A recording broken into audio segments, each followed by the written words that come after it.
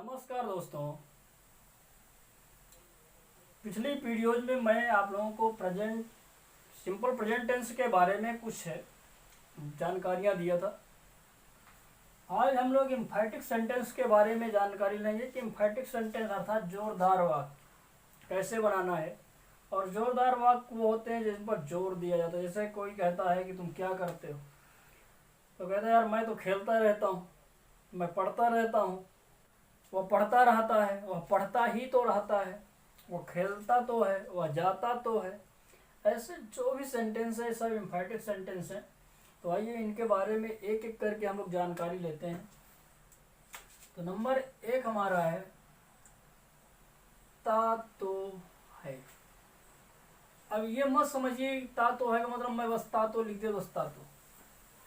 ते तो है हो सकता है, ती तो हो सकता है, ती तो हो सकता है, अर्थात ऐसे फ्रेम करना है, ता को रिलेटेड करना है इसमें।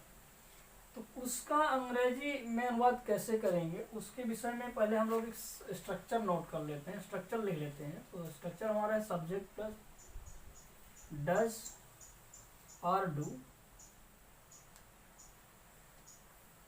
Plus V1 plus object plus other word. ये स्ट्रक्चर हमारा है। कैसे बनाना है उसको ध्यान देना है। स्ट्रक्चर हमारा subject does do V1 object other word. अब V1 का मतलब आप जानते ही हैं कि जो भी आपको वर्ब मिलती है वो सारी की सारी वर्ब में क्या है, V1 है। जितनी भी वर्ब आपको लिखी मिलेंगी बुक्स में सब V1 है।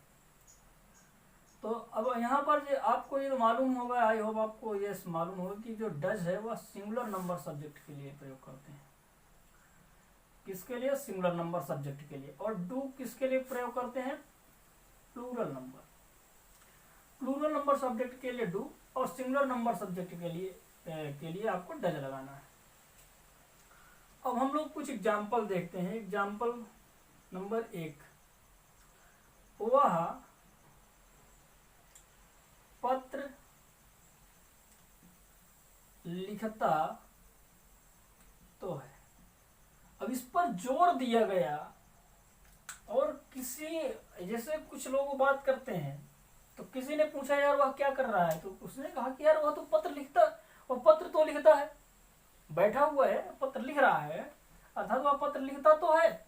और सीधे इसका ट्रांसलेट आपको इंग्लिश में कैसे बोलना है, तो इंग्लिश में आप हमको ये तो आपको मालूम ही होगा कि वह क्या है, वह है सिंगुलर नंबर और सिंगुलर है। तो आप सब्जेक्ट लीजिए। अब वह लिखता तो है, अगर लिखती होता तो फीमेल और लिखता तो मेल। मेल के लिए आप लगाते हैं ही, तो आई कर देते हैं। सब्जेक्ट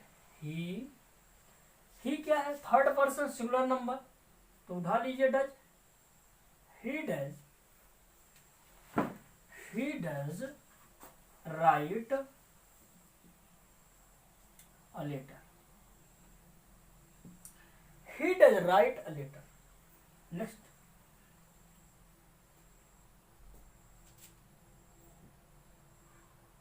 हम मैदान में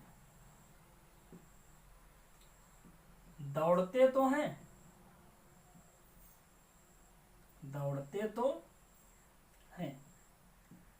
अभी आपको बताया गया था कि कोई जरूरी थोड़ी ता तो है, ता से रिलेटेड। लिखते तो हैं, दौड़ते तो हैं।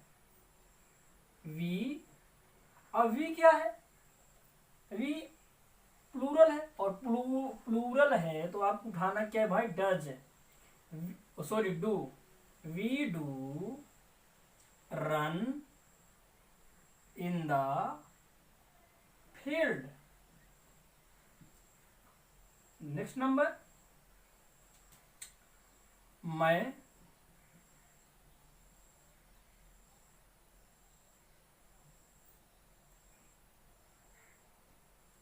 विद्यालय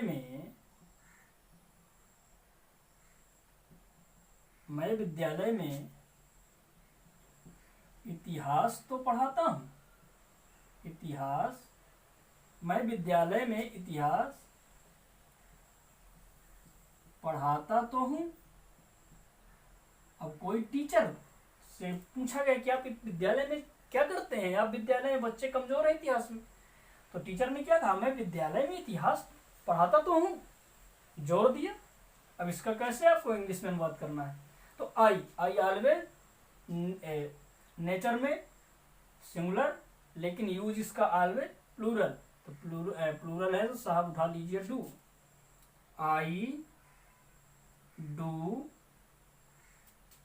आई डू टीच हिस्ट्री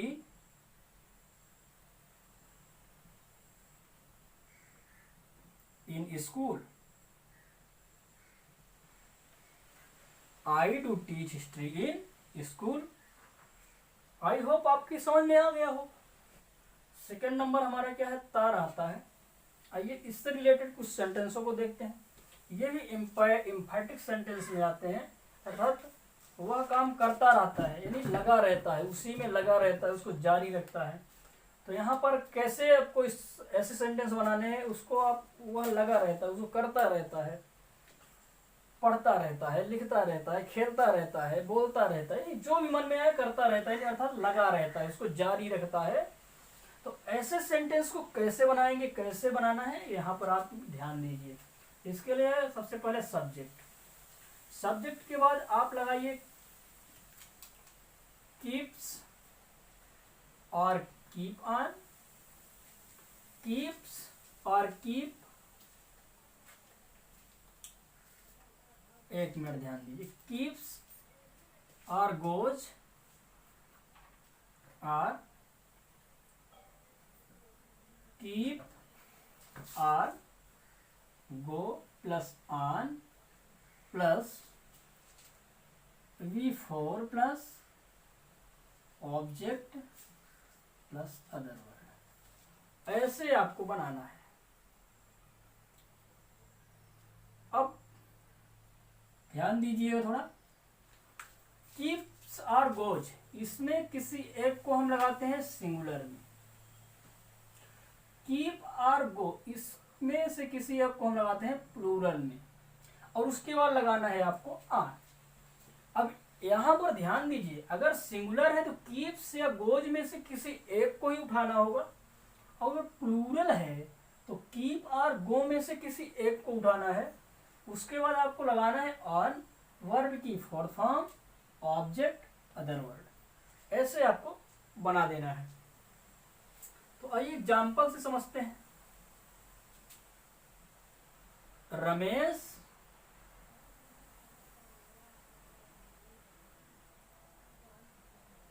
खेलता रहता है, रमेश खेलता रहता है, और जो रमेश खेलता रहता है तो इसका ट्रांसलेट क्या करेंगे, रमेश। अब यहां से कीप्स करिए चाहे गोश करिए, आपकी जो भी इच्छा हो। तो मैं चलिए कीप्स करता हूं, रमेश कीप्स, और कीप्स के बाद हमने क्या किया, ऑन लगाया, कीप्स ऑन प्लेइंग। रमेश खेलता रहता है, रमेश कीप्स ऑन प्लेइंग। आप कीप्स ना करके गोज भी कर सकते हैं, रमेश गोस ऑन प्लेइंग कर सकते हैं। सेकंड एग्जांपल हमारा है, वह किताब पढ़ती रहती है। अब इसको कैसे बनाना है, रहती है, यानी ती है आगे तो ऑलवेज, मेरे दोस्त ये फीमेल हो गया, तो फीमेल के लिए हम सी प्रयोग करते हैं। तो सी क्या है, third person singular number, she goes on reading a book, she goes on reading a book, वो किताब पढ़ती रहती है। अब यहाँ पर जहाँ गोज है वहां आप कीप्स भी कर सकते हैं, कोई दिक्कत नहीं होने वाली है, वह किताब पढ़ती रहती है। She keeps on reading a book, she goes on reading a book, Ramesh keeps on playing, Ramesh goes on playing. कुछ भी आप लिख सकते हैं, मतलब कहीं का से कीप्स या गोज में से कुछ का मतलब ये मत सोच लीजिए कीप और गो की लिखना है। 3rd नंबर एग्जाम्पल हम लोग लेंगे, मोहित और शोभित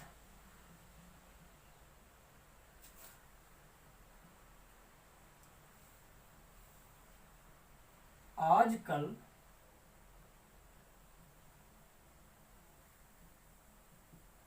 पढ़ते रहते हैं। मोहित और शोभित आजकल पढ़ते रहते हैं। तो भाई देखिए, यहाँ पर जो सब्जेक्ट है वह मोहित और शोभित हो गया, अर्थात दो हो गए। तो जब दो हो गए तो ये हो गया थर्ड पर्सन में प्लूरल, तो बना दीजिए मोहित एंड शोभित। मोहित एंड शोभित। अब ये देखिए सिंगुलर नहीं है, प्लूरल है, क्योंकि दो या दो से अधिक नाम जब हो जाए, दो या दो से व्यक्ति उपस्थित हो जाते हैं तो वह हो जाता है प्लूरल। तो प्लूरल है तो यहाँ से कीप्स या गो उठा लीजिए। मोहित एंड शोभित मैं उठाऊंगा keep on reading. Mohit and Shobhit keep on reading. अब देखो आजकल है ना, तो nowadays. Mohit and Shobhit keep on reading nowadays. आप ऐसे भी कर सकते हैं, Mohit and Shobhit go on reading nowadays. आप ऐसे भी बना सकते हैं। मैं बच्चों को पढ़ाता रहता हूँ।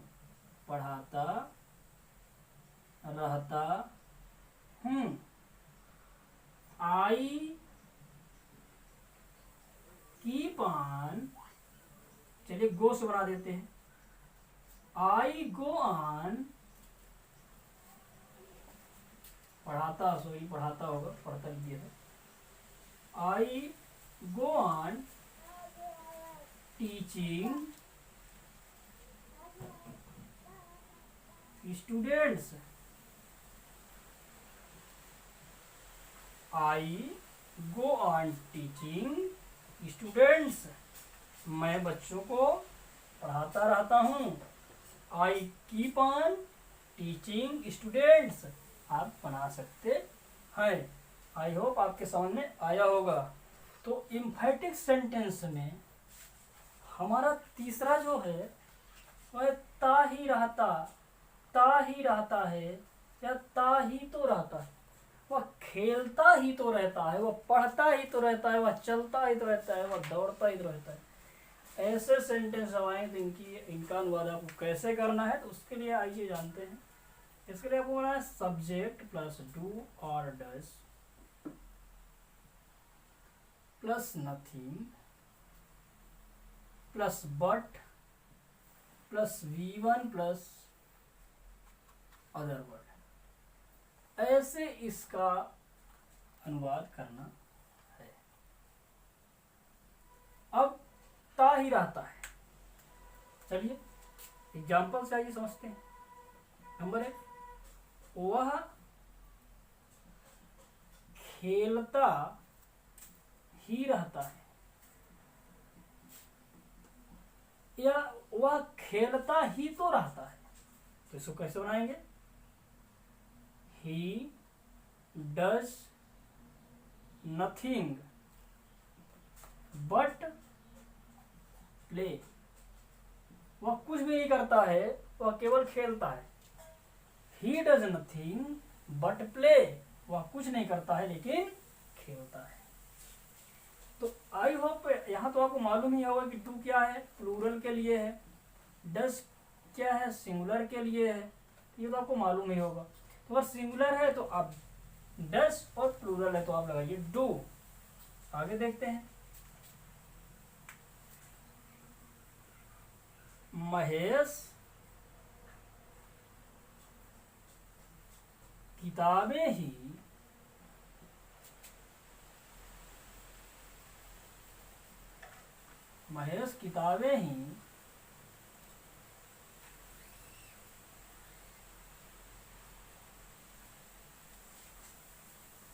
महेश किताबें पढ़ता ही तो रहता है। महेश किताबें पढ़ता ही तो रहता है। महेश कुछ नहीं करता, वो किताबें ही पढ़ता रहता है। जब किताबें ही तो पढ़ता रहता है तो उसे बना दीजिए ना भाई, Mahesh does nothing but read books.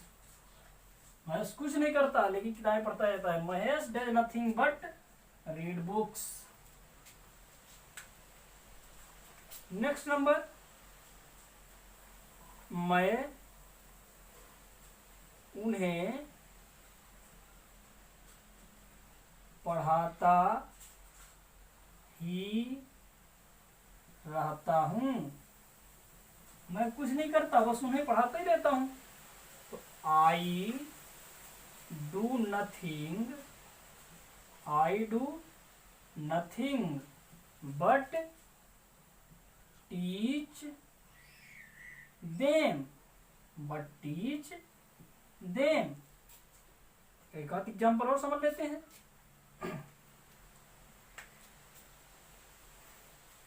वे मैदान में क्रिकेट खेलते ही रहते हैं। वे मैदान में क्रिकेट खेलते ही रहते हैं। इसको कैसे बनाएंगे? They do nothing but play cricket in the field. They do nothing but play cricket in the field. I hope आपके समझ में आया होगा कि आपको कैसे सेंटेंस को बनाना है, और जो सेंटेंस इस हिसाब से है उसको उस हिसाब से उस स्ट्रक्चर पर आपको रख के हल करना है। और अगर आप स्ट्रक्चर के माध्यम से प्रश्न बनाते हैं तो आपको दिक्कत नहीं होगी, बशर्ते हाँ आपकी मीनिंग जो है इस शब्दकोश वह आपका स्ट्रांग होना चाहिए। वोकैब अगर आपका स्ट्रांग है तो आप आराम से ट्रांसलेट कर सकते हैं, इसमें कोई दिक्कत नहीं होने वाली है। आई होप आपके समझ में आया होगा। अगर आया है तो वीडियो को लाइक करिए और चैनल को सब्सक्राइब करिए ताकि ऐसे ही आपको वीडियोज मिलते रहें।